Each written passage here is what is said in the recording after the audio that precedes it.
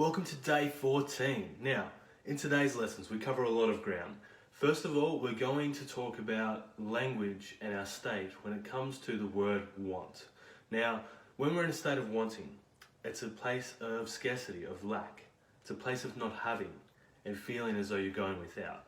So, to begin with, what we really cover here is transforming your wants into desires. Now, I like to look at this as want being a stagnant energy. It's a very negative, low energy. It's like, oh, I really want to be able to do that. And it can come from a place of not having and not knowing that you're going to get it.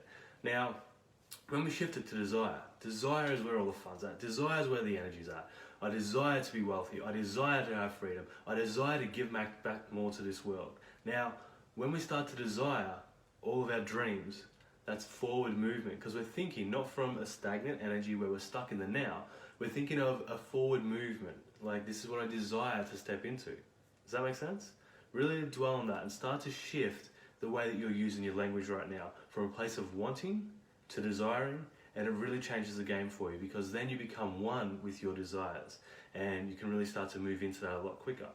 Okay, so next we start to get into what we're looking at in our purpose. Now, you may or may not know what your purpose is right now. You may have many purposes. What you're doing right now is your whole life, you've been moving into your purpose one way or another. Now, some of us take the road that's got all the hazards and more of a roundabout way of getting somewhere rather than the straight road, and that's fine.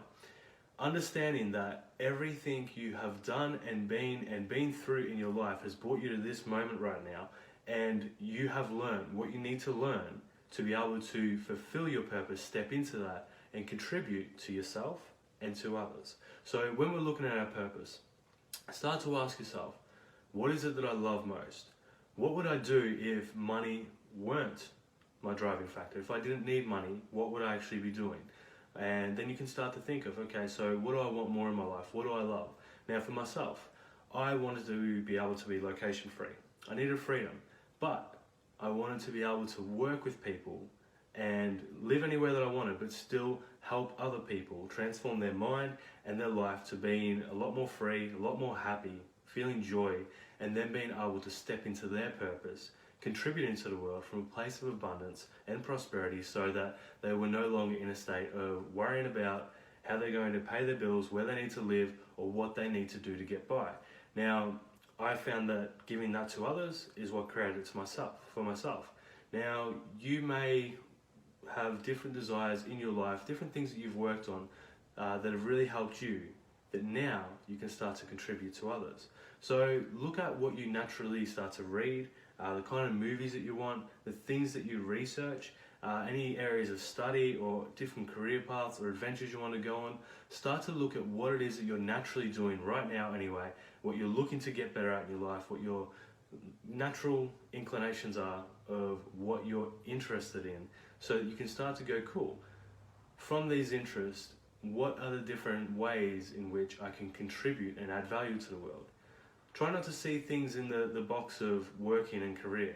Really, your business and your lifestyle can become one. When you work out how to pair the two together, that's where the magic happens. That's when you're in flow. That's when you're on purpose. That's when work no longer feels like work. You don't work because you have to. You're doing what you need to do. It's just you expressing your beauty, your passions, and your love for this world. And through helping others with that, that's where you really start to fulfill what you're here for. Now, as a collective, we're here to raise each other up, step into our purpose, and use all of our lessons that we've learned to create a better life for ourselves. Literally to start to experience and create heaven on earth for yourself and for others. So look at what you want to do in the way of what you want to study, what you want to contribute, what your greatest joys are, what brings you joy. When we start to ask those questions, and a little hint, looking at yourself as a child and what you wanted to do then may give you a good inclination as to what you want to be and do and have now. Now, whatever that is for you, there's no right or wrong. And you just need enough clarity, enough certainty to take one step forward. So start to really ask those questions today. While you're at work, while you're doing whatever it is, while you're getting that time to yourself, take a little bit of time to yourself. Find out, what is it that I love? Write yourself a list of what you unapologetically love. Start to really think, dig deep into those questions, and you'll find more purpose, more fulfillment, and a way to give back to others and essentially yourself, doing what you love most. I'll see you in the next video.